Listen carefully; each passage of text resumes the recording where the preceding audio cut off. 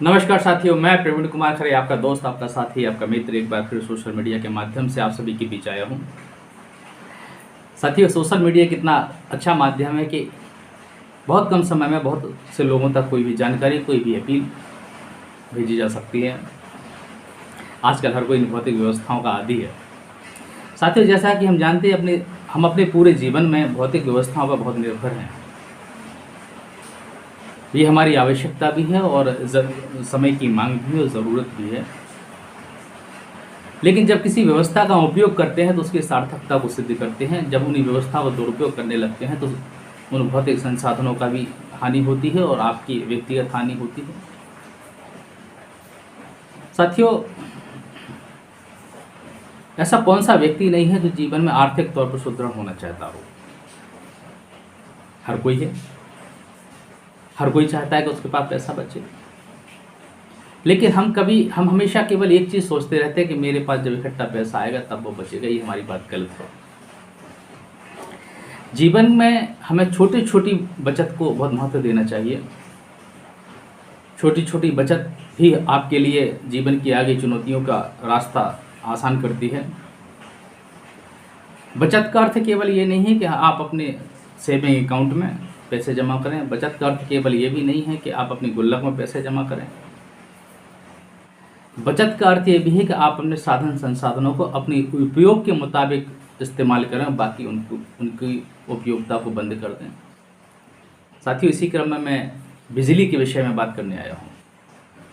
साथियों, जब आपने देखा होगा एक बहुत बड़े कमरा होता है अपने घर में, उसमें अंधेरा होता है। एक माचिस की तीली जलाकर जब दीपक जलाते हैं तो छोटा सा दीपक पूरे कमरे के अंधेरे को रोशनी में तब्दील कर देता है और अंधेरा दूर कर देता है। इसी तरह हमारे माचिस की तीली और दीपक के जैसे ही छोटे छोटे प्रयास हमारे जीवन को भी रोशनी की ओर ले जा सकते हैं। बस हमें उनको समझना, उनको अनुसरण करने की आवश्यकता है। साथियों, मैं इसी क्रम में आपसे बात करना चाहता हूँ विद्युत की, ऊर्जा, बिजली। हर घर में बिजली के तमाम उपकरण हैं। कोई भी ऐसा घर अछूता नहीं जिसके घर में साधन संसाधन भौतिक उपकरण बिजली के ना हो। बल्ब, पंखा, कूलर, है ना, मिक्सी, फ्रिज, मोबाइल्स, ये सब बिजली से चलने वाले साधन संसाधन हैं। साथियों, अगर 2 घंटे के लिए बिजली चली जाती है तो आप अफरा तफरी मचा देते हैं, विभाग के अधिकारियों को फ़ोन करते हैं, आपका परिचय जो बिजली विभाग में होता है उसको अपनी परेशानी सुनाना शुरू कर देते हैं। तो सोचिए कितनी अहमियत है उस बिजली की आपके जीवन में।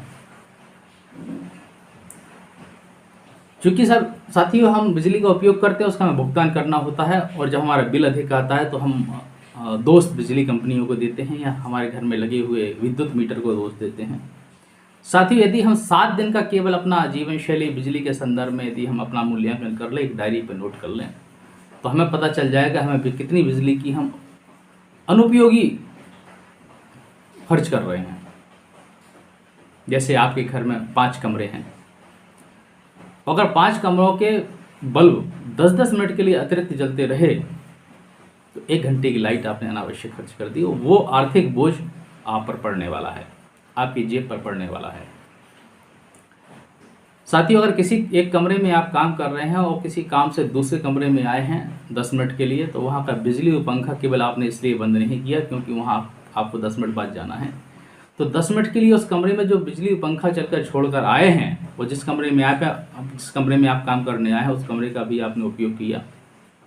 तो आपने साथियों पहले वाले कमरे की विद्युत का आपने अनुपयोग खर्च कर दिया।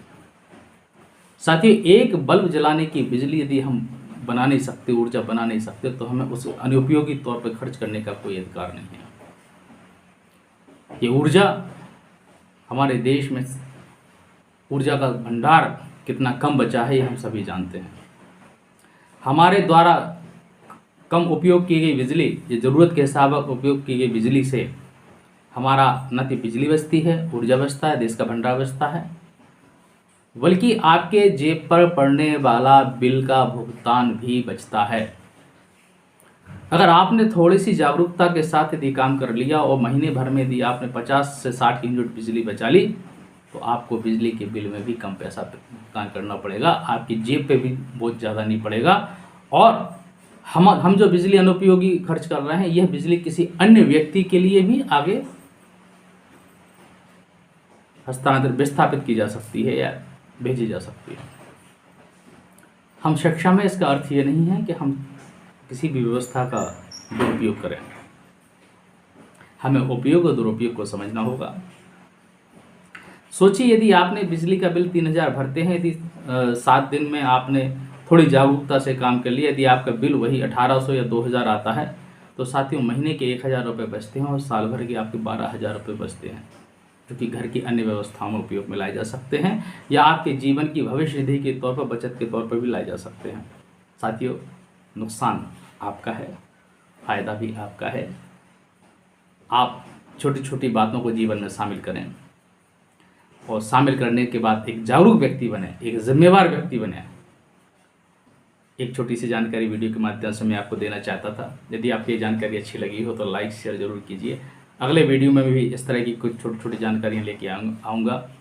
जय हिंद। अब इसके साथ ही मैं आप सभी से विदा लेता हूँ। जय हिंद, जय जगत। नमस्कार साथियों।